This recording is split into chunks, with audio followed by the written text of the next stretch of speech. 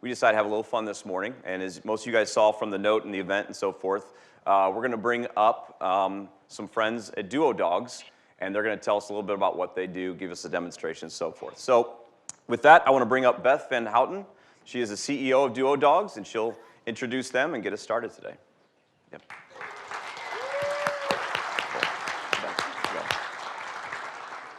Thank you very much. Well, we are so excited to be here today. What a fun way to start the day anyway. So yeah, we're here from Duo Dogs, and based on what you saw this morning, you probably think that we're a dog organization. Actually, we're not. We're an organization about possibilities. So at Duo, we build extraordinary bonds between people and dogs in order to improve lives. So we do that in two ways. So one is through our assistance dog program. So Duo breeds, trains, and raises assistance dogs that help people with mobility challenges, with hearing challenges, veterans with PTSD. We place facility dogs in hospitals and schools and courtrooms. These are dogs that go to work every day to serve and to help their person or to help their organization based on what they do. Some famous Duo dogs that you might even know about. So one is Barkley with the St. Louis Blues. I don't know if we have any St. Louis Blues fans in here, but there's an ambassador dog called Barkley. He is a Duo dog. He's still a Duo dog, and he'll remain one until he's 10 years old.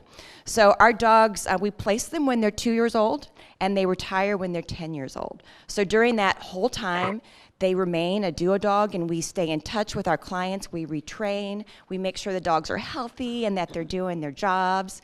And so right now, we have 98 Duo dogs working out in the world. So again, these are people that are helping people with hearing challenges, mobility challenges, veterans, hospitals. And then the other part of our program that you saw this morning were the dogs that didn't look like that. So the other part of our program is our Duo Touch Therapy program. And so this is when our volunteers come in with their own personal dogs. Some of you might be interested in this if you're local. Come in with their own personal dogs, and they go through a 12-week program, and we train them to be a touch therapy team. So we have Duo touch therapy teams out in the community that are visiting schools, hospitals, nursing homes, hospice, that are helping people through really, really challenging times. And so just to give you an idea, those 200 teams that we have out there, in half a year, we calculated that they made about 68,000 touches. So when you think about it, and this is like a touch maybe you saw this morning. It's a greeting, hello, how are you today? Would you like to say hello to my dog, Evie? That's a touch. So think about it. If you're in the hospital or you have a loved one in the hospital and you have an Evie that comes up to you and provides some distraction and some comfort. So those are out in the world right now. So I'm not going to spend a lot of time talking because I know you really want to see what's going to happen here in just a moment. So let me introduce, so this is Crissy Smith. Crissy is our head of canine operations at Duo. And Crissy has trained 54 assistance dogs that are out in the world today. And Crissy, we have her with us today. She's here with Evie, who is one of our assistance dogs in training. And she's going to talk a little bit about Evie's purpose and kind of how we've got Evie to where she is today. And then you're also going to have an opportunity to ask a few questions. So once you see kind of what we're doing, if you have questions about what we're doing or about your own dog, we'll have an opportunity to do that. And then at the end, we'll talk a little bit about how you might get involved with Duo if you would like to. So with that, I'm going to hand it over to Crissy Smith. Hi, everyone. Bloody Carol. Hi, everyone. I'm going to just briefly talk about some of the things that we train our dogs to do. So as everyone knows, you all have dogs, and you probably, well, you don't all have dogs. A lot of people have dogs, and you probably walk them. A lot of times you'll see them out here. They're way ahead of you. Well, one of the important things that our dogs do is walk next to us. I'm going to take this off. She doesn't really need it. Good girl. Heel. So it's important that wherever our clients go, their dogs follow, and that they know all their basic obedience. Evie, heel. means come to my left and sit. Better, heel. Good girl, very nice. Evie. Down. Good girl. Sit. Nice. Front means come to my front and sit. Evie, front. All the way. Good girl. Good girl, good girl. So left is kind of the default for the dogs to go, but there's a lot of our clients that they may not have use of their left hand. It may be weak. They have to have the dog on the right side, so we teach them to go on that side as well. Evie, side. No, side, not light. What a girl. What a girl. Evie, heel. Good girl. Down. So if you notice, when she downs, her back leg is away from me.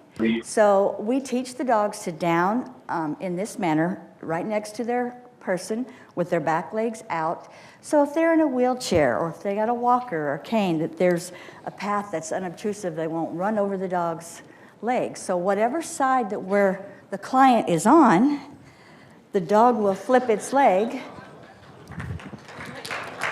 away from us. Good girl. Good job.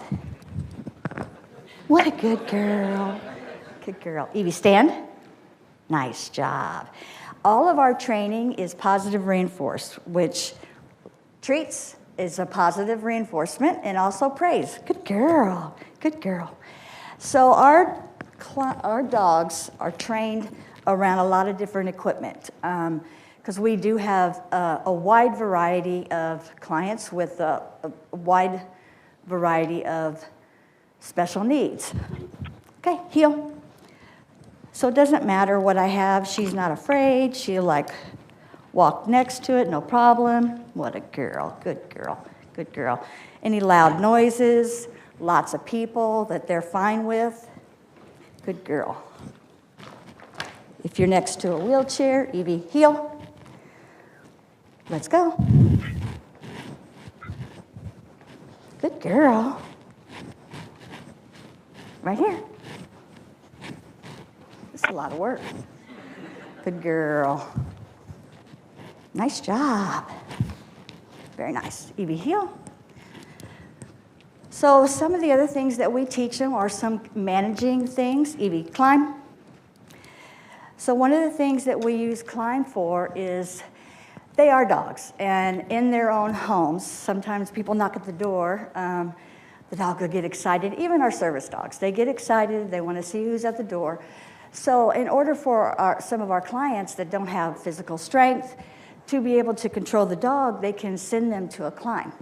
So they know that they're supposed to stay in the climb no matter what. So if I have like an electrician or somebody that I need to deal with, she's controlled in a climb. Good girl. Evie, free. Nice job. Good girl. So some of the other skills that we teach them are our core skills.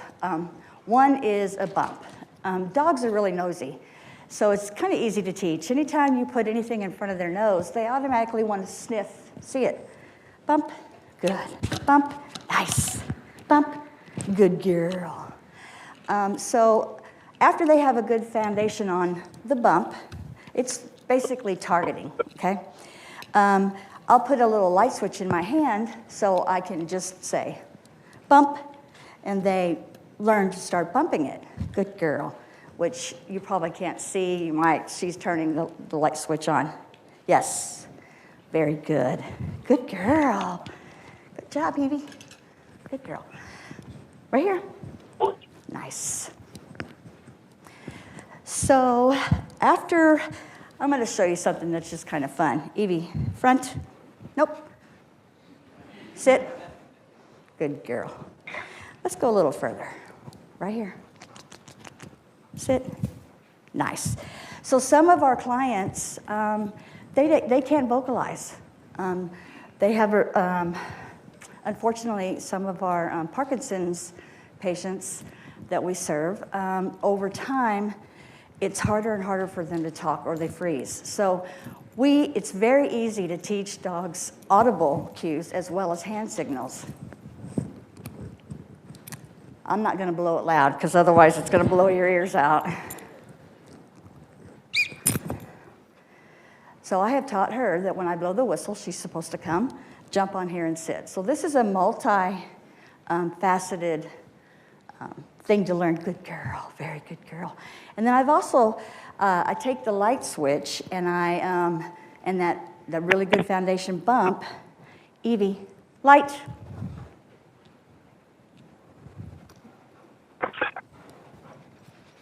Good girl, good girl. Good job.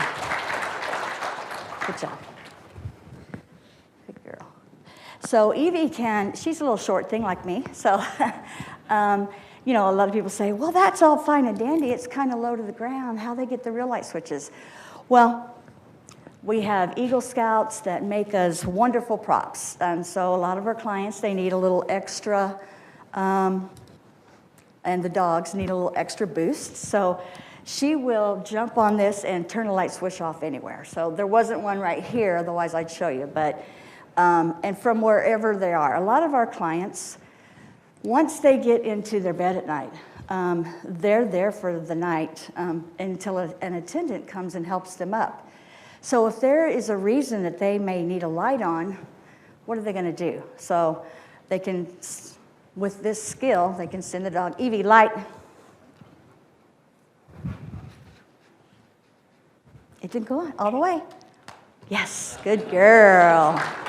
Good job, good job. Very nice, good girl. So we also teach our dogs for veterans who have PTSD. So Evie, heel. Good girl. And also our courtroom dogs that have to engage. Good boy. It's horrible to say, but to engage children that have had probably the worst thing happen to them in their life. So these dogs are a wonderful tool that these organizations have found to kind of bring a child out of their shell, to engage them in a way. So we have a skill called rest. And I didn't say it too loud because I didn't want her to do it. So all it is, it means put your head on my lap and just look like a sweet little dog. Evie, rest. Good girl. Off. Good girl. So this is also a good skill for our PTSD clients. There's something about the pressure or the weight of a dog on them that helps them to relax. Evie, lap. Good girl. So just being up there, being calm until I, can pet her, calm down. If I was in a wheelchair, I could also use this maybe to brush her teeth, put her cape on. A lot of people in chairs, they can't bend low, so we need the dog to come up to their space. Evie, off. Good girl. Good girl. So I can also show you guys a hearing skill. So I brought a little Bluetooth speaker. I don't know if that's going to mess up anything. So what our hearing dogs need to do is when they hear a sound, they need to let our clients know. So a lot of our clients, they wear cochlear implants, and when they come home from a long day, they want to take them off or their hearing aids off, and they want to just relax. But they want to still be able to know what's going on in their house. So we teach our hearing dogs to let them know that something's happening and to take them to the sound. Kind of like Lassie taking someone to the well because Timmy fell in.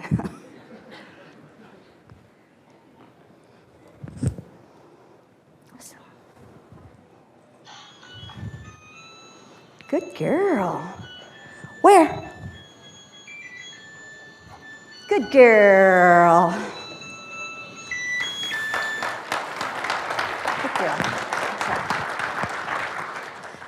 So these are just some of the basic things that, Evie, come. Heel. Down. Do you guys have any questions about anything? No, down. Thank you. Yes.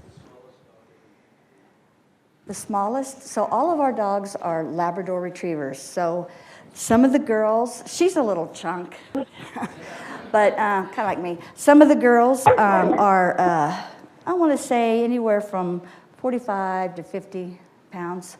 So they're basically pretty big dogs. Labs are, you know, a bigger dog. Anything else? So that's a good question. So we place them when they're 2 years old. So it takes 2 years from the time they're 8 weeks old until all of their training is done. Their socialization, where they can go anywhere and hear anything, see anything, and be sound dogs. And then we place them with the client, and the client has working with them for 8 years. And then we ask them to retire. The clients are more than welcome to keep the dogs, and most of them do. There are some clients that we have that, for example, we have a young lady that's in a chair and she's on her second dog. Well, she's in a little bitty apartment. She doesn't have enough room for 2 dogs, so her working dog that retired went to her mom, and then she got another dog. So we always ensure that the dogs are well taken care of and placed properly. If it's not with the client or the facility, it's with a loved one. And if they don't have a loved one that wants the dog, we have a whole stack of people that have put in applications that requesting some of our released service dogs in training. So that's another thing that you can do. Yesterday about the volunteer puppy raisers. So I didn't realize what was involved. I thought it was a lot more than what it is, but maybe if you could just explain what that is and the opportunities there. Absolutely. So our volunteer puppy raisers, for me, in my mind, the most important thing that someone can do for us is to take an 8-week-old puppy into their home, raise this puppy, come to classes with me once a week. I teach you how to train your dog, and then you put a little bitty cape on this little puppy and you take it everywhere, anywhere and everywhere that you can. It's all about, and that's the socialization part. That's the most important thing that our VPRs can do. And then when they're about anywhere from 15 to 18 months old, the dog, they'll bring that dog back. We have a big ceremony, congratulating them and thanking them for what they've done. And then the dogs go into advanced training, and that's where myself and my team take over. We teach all the extra skills, the retrieves, the pull, the hearing skills. And then we also keep those puppy raisers involved, okay? So we'll send them reports on how their dog is doing. They can come in and visit with them. And then when they get placed, we let them know, hey, your dog is ready. The dog you helped raise is ready. We're going to place it with the client.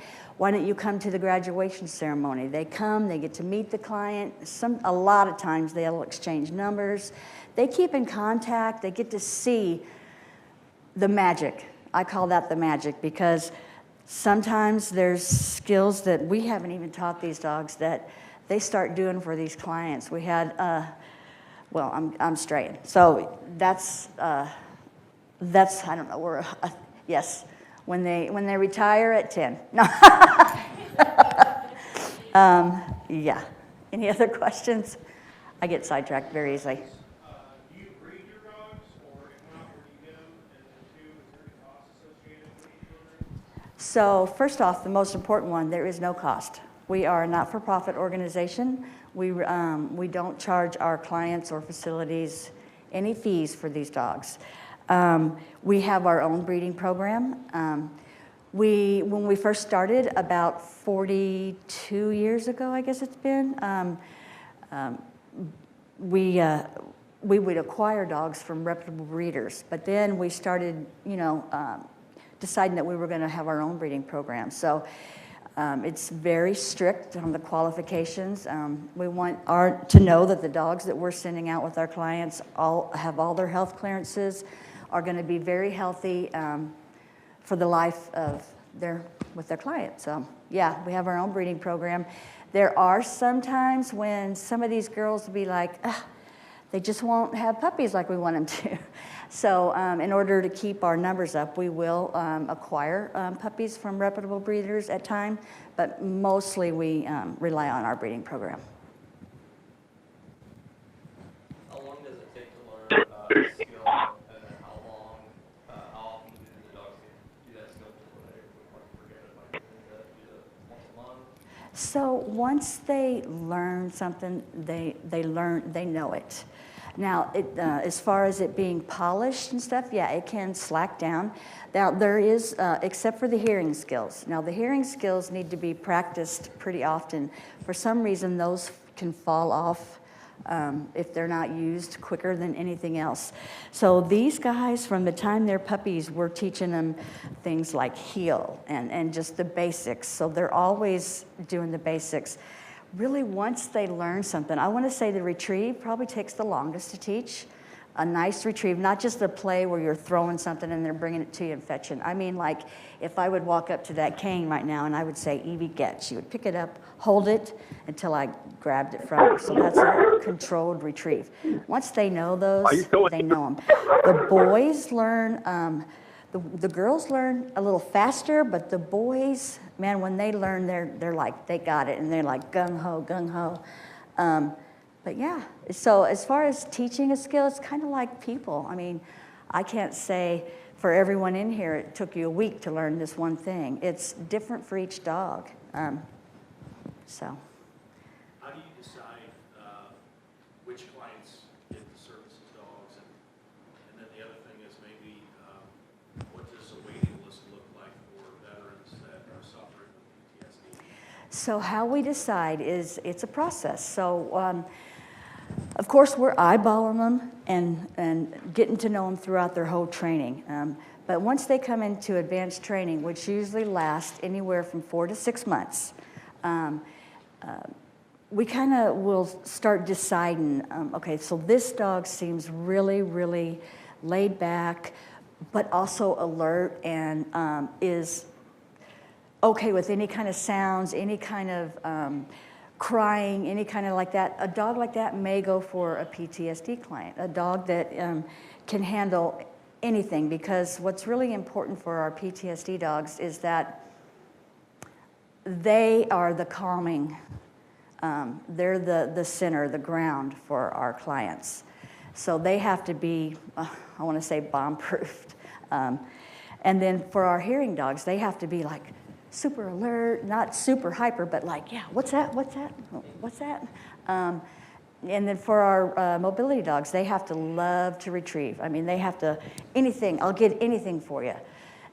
So it's personality to match personality too. If we've got clients that are more less active, you don't want to give them a dog that's like, I need to run, let's go breakfast, let's go play all the time. You want to give them a dog that's kind of matches their activity level. So it's a whole process, you know. And then you asked me another question. Did I answer that? Oh, the wait. So across all organizations, the wait is normally around 2 years from the time your application is approved. But with that being said, we do kind of go like whoever put in first is next, unless, so let's say, for example, we have 3 people here that we've said, hey, we've got a dog that would be perfect for you. What do you think about a graduation then? And they say, you know what, we just started construction on my house. I'm gonna have to pass. We don't kick them off the list. We just say, okay, well, we'll call you again next time. So we go down to the next one. So there are some circumstances where people have only been on the list 6, 8 months and they get a call. We're very dedicated to making that wait as less as possible. As far as our PTSD clients and our successor clients, they're kind of our, I don't want to say the only priority, but they are a priority for us. So, I mean, it just depends. I've never seen anyone on the list longer than 2 years. And during that time, we keep in contact with you. If we've got a couple of dogs that we think, hey, you know what, this dog and that dog would be good for this client, but you know what, let's have the client come in and just meet both of them. And it's a whole process. I mean, we really want to make sure that the match and the team is good. We've also been in team training, which lasts 2 weeks, half days, and it's one-on-one. And we've been in team training, and we've seen, you know what, this dog is little, and this person is in this chair that kind of raises and is really, really high. We thought, you know what, that's not going to work for the retrieves, and we've switched dogs. I mean, it happens. So, like I said, it's all about finding that match. How many dogs are in training at any given time? So they're all at different ages. Right now, I think we have anywhere from 36 to 38 dogs, and that includes some 8-week-old puppies that just started, and then we'll have like another litter that's 3 or 4 months, another litter that's 5 or 6 months, another litter that's 11 months, and then in our advanced training we have 10, around 10, 12, it depends. But we'll have a couple of them, okay, we got a couple going out for graduation, let's bring a couple more in. So it's kind of like a pipeline to keep things going, because it's really important to us, again, to keep these dogs going and fresh for the weight, you know, to keep that wait list short. When does Evie graduate, or has she graduated? So Evie is in training, but she's a unique case. So I have noticed, so when I've had her in training, I have noticed that she has a little bit of separation anxiety. So Evie is probably going to end up being Duo's ambassador dog. So I will be taking her to all of events like this. I'll be taking her to crisis situations, to offer comfort. So any number of things Evie is going to be utilized in. But if I were to leave her, she would start crying and whining, and we can't, in good conscience, even though she's an excellent dog with skills, I can't give her to a client and say, okay, here's your service dog, but don't ever leave her alone. So that wouldn't be fair. So there are some of our dogs that don't quite make the cut. It doesn't mean they're not fantastic dogs, because she is. So yeah, that's Evie's story. How many trainers do you guys have? Trainers. So we have five.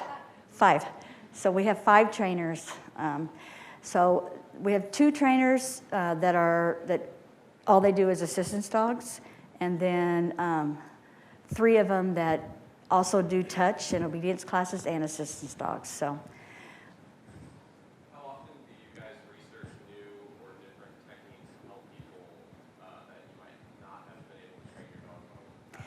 So it's interesting that you would ask that. I just graduated Karen Pryor clicker training, a professional. It was a 6-month course, and it was a very good learning experience for me. We also do ADI conferences every year. We do the clicker training expos. We do continuing education, because we are an ADI accredited organization. So when you're accredited through ADI, you have to do 20 ICUs, CEUs, I always get that wrong. Continuing education units every year. So yeah, you have to keep fresh, you know, on what's going on. Aversive training, pinch collars, slip collars, that's a thing of the past.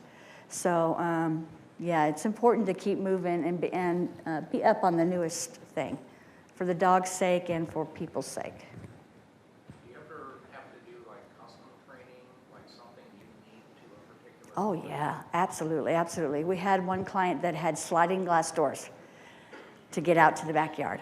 And he had Parkinson's, and he had a very difficult time opening the doors. So we taught the dog to, we made even a special rope to tie to the handle. The dog would grab the rope and pull it open and pull it closed. We have a lot of clients that unfortunately have multiple things going on. So We've taught a balanced dog also to do hearing skills. So we get, when we're in the interview and inquiry process for these clients, we talk about their home. We have videos, or if they're local, we go to their houses. We say, hey, so what's this gonna look like? It's personalized. How often do you check in with the families and for how long after they get a dog? So after the first 45 days, we do our first initial research. That's where we meet with them. We make sure the team still looks good. We make sure the dog is still being taken care of and looks good, that the dog is still performing and doing everything the client needs. And then we do yearly certifications. So we'll meet up with them. We get their vet paperwork. We meet out in public and we talk and see, where they're going. But, we're also here all the time. We have a lot of clients that will call and say, hey, wow, my dog all of a sudden is hesitating going into an elevator. So, okay, so let's do this, this, and this. So they become like a family. I mean, they can always call us. It's not, here's your dog, good luck.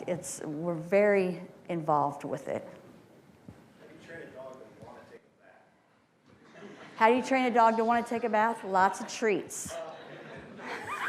All right. Oh. So, yeah, I'm actually going to ask Dawn to come Okay. up and Thank you, guys. big round of applause to Crissy and Evie.